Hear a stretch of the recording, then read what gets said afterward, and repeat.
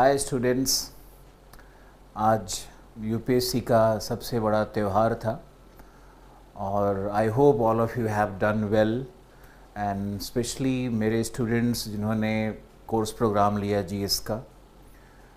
मुझे आशा है, I am very hopeful that you have done extremely well because the questions from geography, environment, science and even Indian culture, part of current affair, लगभग 60-65 questions हमारे course programme से आए हैं और हम उसका एक वीडियो बना करके डालेंगे। जो कट ऑफ होने वाला है 2023 के पीटी का, ये मुझे ऐसा लगता है कि लास्ट ईयर जैसा ही कुछ होगा और अगर आप 90 प्लस स्कोर कर रहे हो तो आप बहुत सेफ़ हो।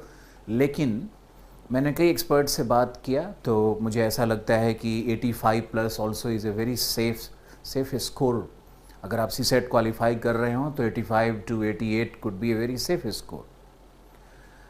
ऐसा इसलिए कहा मैंने क्योंकि जो प्रश्न पूछे गए हैं उसमें कुछ डिज़ाइन चेंजेस हैं, कुछ मेथोडोलॉजिकल चेंजेस हैं। उसमें क्वेश्चन के स्ट्रक्चर में पैटर्न में चेंज किया गया है। जैसे एलिमिनेशन मेथड इस बार काम नहीं कर रहा है, जबकि इसके पहले के पेपर्स में आप देखोगे तो elimination was the key to success. अब एलिमिनेशन से नहीं हो पा रहा है। आपको 4 फैक्ट दिए गए प्रश्न में, तो you have to know every fact until you are completely aware of all the 4 statements, you cannot solve the question. So this has come as one of the biggest challenge for prelims this year. So in all likelihood, the average marks are going to fall. It is going to fall. Definitely it is going to fall. अभी जो हमारे prelims में कुछ एक अलग सा pattern दिखा, उस पैटर्न पे आपको हम बताना चाहेंगे कि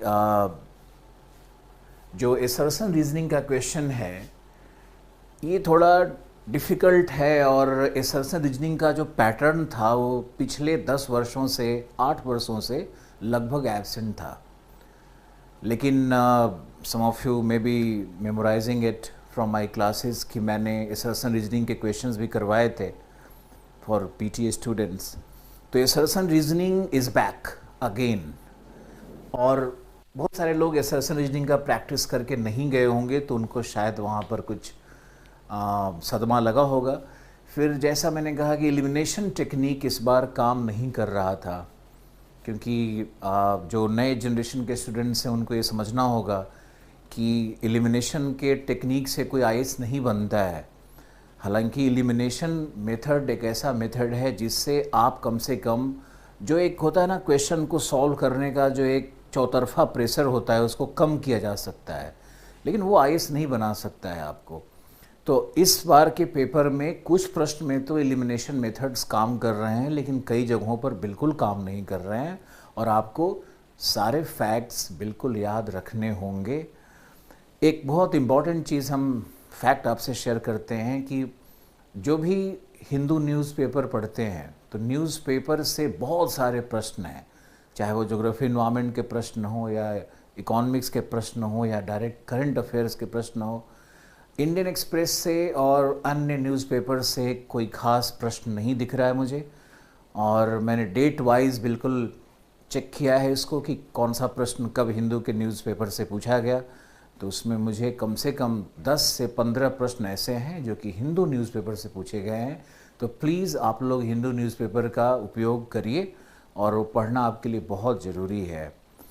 एक और पैटर्न दिख रहा है कि कोई भी प्रश्न ज्योग्राफी का एक्सक्लूसिव प्रश्न नहीं है। ज्योग्राफी में थोड़ा सा इन्वायरमेंट का एक टिंज उसमें एडिशनल कुछ डाला हुआ है। वैसे ही इकोनॉमिक्स का प्रश्न भी कम्प्लीटली इकोनॉमिक्स का प्रश्न नहीं है। वो हार्ड कोर इकोनॉमिक्स जो आता था कॉन्सेप्चुअल वो बिल्कुल ही नहीं है इस बार। और इकोनॉमिक्स के क्वेश्चन में आपको 1-2 ज्योग्राफी के भी फाइनल पॉइंट्स मिल रहे हैं।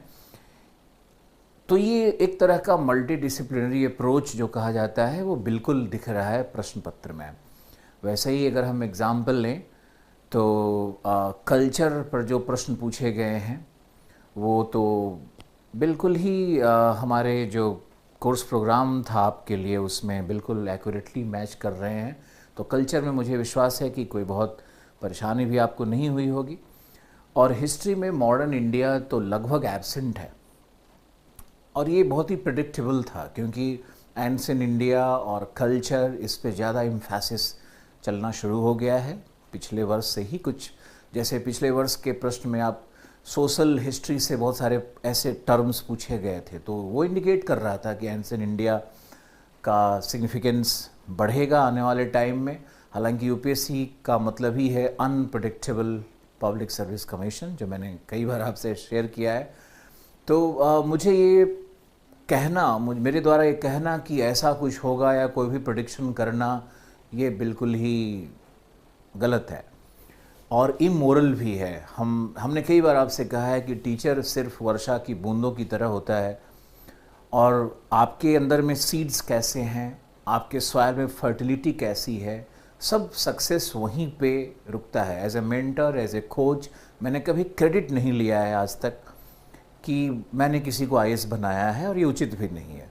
हम लोग सिर्फ गाइडेंस कर सकते हैं, मेंटरशिप कर सकते हैं, आपको डायरेक्शन दे सकते हैं, दिशा दिखा सकते हैं, आपके सामने कोर्स प्रोग्राम ला सकते हैं। आप उस मटेरियल को कैसे यूज़ करना है, आप कितने वाइज हैं, ये सब उस पर ही डिपेंड करता है। प्लस न्यूज़पेपर में जो फैक्ट आ रहे हैं उसको आप कोर विषयों से कैसे रिलेट कर पा रहे हैं, ये भी बहुत इम्पॉर्टेंट हो गया है। इसमें वेटेज ऑफ मॉडर्न हिस्ट्री, जैसा मैंने कहा कि वो कम है इस बार। Conceptual questions from core economics absent है, मैंने आपको बताया। पॉलिटी में ट्रेंड लगभग वही है। ज्योग्राफी पे ज़्यादा इम्फेसिस है, क्योंकि इस बार जो ज्योग्राफी के बहुत बड़े बड़े क्रिटिक होते हैं उनसे भी अगर पूछा जाएगा तो वो भी कह रहे हैं कि भाई 18-20 क्वेश्चन तो ज्योग्राफी से पक्का आया हुआ है। हालांकि 13-14 भी लोग कह रहे हैं, क्योंकि बहुत सारे क्वेश्चंस इतने ओवरलैपिंग हैं एनवायरनमेंट से। लेकिन एक आपको समझना होगा, एक तथ्य समझना होगा, एक फैक्ट समझें कि ज्योग्राफी का सेक्शन जहाँ पे यूपीएससी ने बनाया है उसी के साथ एनवायरनमेंट के प्रश्न को भी जोड़ा गया है। ये सत्य है ना? इसका मतलब है कि ज्योग्राफी और एनवायरनमेंट का कोई ना कोई कनेक्शन है। तो पहले 20 क्वेश्चंस को अगर आप देखेंगे तो उस 20 क्वेश्चंस में ज्योग्राफी के क्वेश्चंस हैं, फिर उसी में कुछ एडिशनल एनवायरनमेंट के प्रश्न डाले गए हैं। इसका मतलब है कि ज्योग्राफी और एनवायरनमेंट को एक सेक्शन माना जाना चाहिए, न कि सेपरेट सेक्शन। और आईआर सेक्शन में जो जोन ऑफ कॉन्फ्रंटेशन है वर्ल्ड में, तो आईआर में इंटरनेशनल रिलेशनशिप में बहुत सारे मैपिंग के प्रश्न पूछे गए जो बहुत इंटरेस्टिंग है, और बिना ज्योग्राफी और मैप लोकेशन के आप उसको नहीं कर सकते हो। तो ज्योग्राफी का बड़ा रोल है इस बार। इस बात से हर टीचर, मेंटर, कोच एग्री कर रहा है। लेकिन इसका मतलब ये बिल्कुल नहीं है कि नेक्स्ट ईयर भी यही ट्रेंड होगा। मैंने ऐसा बिल्कुल नहीं कहा है। तो ये आपको देखना होगा कि आपको हर विषय में jack of all but master of none बनने की आवश्यकता होगी। और अगर आप हर विषय में बराबर का बैलेंस, संतुलन बना करके पढ़ रहे हो, तो 1-2-3 साल के रोटेशन में एक ऐसा समय आपका आएगा कि आपका विषय बहुत अच्छा परफॉर्मेंस देगा, और वो शायद वर्ष आपका होगा, और उसी को भाग्य कहते हैं। भाग्य का मतलब ये होता है, भाग्य तभी साथ देता है आपका जब आपका इंटेंट, आपके इंटेंट में अगर परिवर्तन हो रहा है बार बार, तो भाग्य फिर फ्लक्चुएट करेगा। ये भाग्य क्या है? भाग्य को समझो, जीपीएस की तरह है। अगर आप किसी ट्रैक पे चल रहे हो, आपको लगा, घबराहट हो गई कि ये ट्रैक तो लंबा है, कठिन है, मार्ग पर हम नहीं चल सकते हैं, तो आप क्या करोगे कि रास्ता बदल दोगे। रास्ता बदल दोगे तो जीपीएस भी रास्ता बदल देती है, आपका भाग्य, आपका डेस्टिनेशन छूट जाता है, आप दूसरे डेस्टिनेशन की ओर चले जाते हो, दूसरे रास्ते पे आप चले जाते हो। तो आपके अंदर में इंटेंट भी होना चाहिए। सक्सेस के लिए इंटेंट बहुत ज़रूरी है, तभी आपका डेस्टिनेशन या आपका डेस्टिनी आपके साथ होता है। अब आप देखो कि किस विषय से कितने प्रश्न पूछे गए हैं। तो हमारी जो कोर कमेटी है उन्होंने ऐसा मुझे एक फिगर दिया है। हालांकि इससे हम पूरी तरह एग्रीमेंट में नहीं हो सकते हैं, क्योंकि ज्योग्राफी के टीचर होने के कारण मेरी अपनी एक समझ है, लेकिन फिर भी ज्योग्राफी एनवायरनमेंट में लगभग 27 से 31 क्वेश्चंस दिए गए हैं। और बहुत सारे क्वेश्चंस जो यहाँ पर करंट अफेयर के नाम पर है, जो मैपिंग वाले क्वेश्चंस हैं, वो भी ज्योग्राफी में काउंट हो सकते हैं। इसलिए ज्योग्राफी का बड़ा रोल। हिस्ट्री तो हर वर्ष की तरह वही 12 से 15 क्वेश्चन के बीच में है, जिसमें कल्चर और एंशिएंट को प्रगाढ़ता से पूछा गया। इकोनॉमिक्स में कोई भी कोर कॉन्सेप्ट से प्रश्न नहीं है, शायद एक क्वेश्चन है सिर्फ कोर कॉन्सेप्ट से, और बाकी सारे प्रश्न तो करंट अफेयर से और एप्लीकेशन पार्ट से आए हुए हैं। तो जैसे पहले आप इकोनॉमिक्स में पढ़ते थे रिवर्स रेपो रेट, ख़त्म हो गया है वैसे, रेपो रेट या CRR, ये इन चीज़ों से जो क्वेश्चंस आया करते थे कि फिजिकल पॉलिसी में ये चेंज करेंगे, इन्फ्लेशन ऐसा होगा, डिफ्लेशन ऐसा होगा, तो इकॉनमी पे क्या प्रभाव पड़ेगा, इस तरह के प्रश्न इस बार नहीं पूछे गए हैं। तो यूपीएससी है ही अनप्रेडिक्टेबल सर्विस कमीशन, तो अगले वर्ष हो सकता है कि इकोनॉमिक्स से कॉन्सेप्चुअल प्रश्न भी पूछा जाए। यहाँ पर हमने अलग ढंग का कुछ स्ट्रक्चर बनाया है और इंटरनेशनल ऑर्गेनाइजेशन से 4-5 प्रश्न पूछे गए हैं। गवर्नमेंट के स्कीम से 2-3 प्रश्न मिल रहे हैं, और इस तरह से हमारा ये एक प्रकार का डिवीज़न है। इसको आप लोग अलग अलग ढंग से भी करते हो, उससे कोई फ़र्क नहीं पड़ता है। जो सबसे इम्पॉर्टेंट मैसेज है आपके लिए कि आपको किसी भी विषय के कोर कॉन्सेप्ट्स को पहले बहुत अच्छे से पढ़ना है, और पीटी अगर निकालना है तो आपको ज्योग्राफी एनवायरनमेंट साइंस का जो कॉम्बिनेशन है ना, जहाँ से कम 40 से 45 क्वेश्चन हर वर्ष पूछे जा रहे हैं, इनवैरिएबली पूछे जा रहे हैं, जिसमें कोई शक नहीं है, तो आपको इस सेक्शन में महारत हासिल करनी ही होगी। क्योंकि पॉलिटी का जो पार्ट है, जहाँ से 10-12 प्रश्न इस बार भी आए, पिछले वर्ष भी 8-10 प्रश्न आए थे, तो वहाँ किसी को भी कोई एज नहीं मिल पा रहा है, क्योंकि वो ऐसे 10 प्रश्न हैं जो सभी लोग सॉल्व करते हैं आराम से। उसमें कोई भी किसी को एक्स्ट्रा मार्क्स मिलने की कोई संभावना नहीं है। सब लोग, it's like a level playing field for everyone. Polity तो सबके लिए लगभग बराबर हो गया है। साइंस एंड टेक से भी क्वेश्चंस जो हैं वो ज़्यादातर क्लाइमेट चेंज, ग्लोबल वार्मिंग और ग्रीन हाइड्रोजन, इस तरह के ही प्रश्न पूछे गए हैं। कार्बन सिक्वेस्ट्रेशन, इस तरह के प्रश्न ही पूछे गए हैं साइंस एंड टेक से। तो कुछ क्वेश्चंस आए हैं, पल्सर क्या है और नेबुला क्या है। अब यही समझ में नहीं आता है कि पल्सर और नेबुला के कॉन्सेप्ट को हम ज्योग्राफी में रखें या साइंस टेक वाले को दें। साइंस टेक में कुछ लोग पी वेव और एस वेव को भी इंक्लूड करना चाहते हैं, लेकिन वो अर्थक्वेक वेव्स है जो कि ज्योग्राफी में पढ़ाया जाता है। तो ये है हमारा सब्जेक्ट वाइज एक प्रकार का एनालिसिस, और हमारा एक्सपेक्टेड कट ऑफ जो मैंने आपको बताया वो 85 आप मान के चलो, 2+ ही रहना चाहिए, माइनस की मुझे संभावना कम दिख रही है। एंड अगर आपका स्कोर 80+ जा रहा है, आप जनरल कैंडिडेट हो, तब भी आपको प्रिपरेशन मेंस का शुरू करना चाहिए, क्योंकि कुछ भी नहीं कह सकते हम कट ऑफ के बारे में।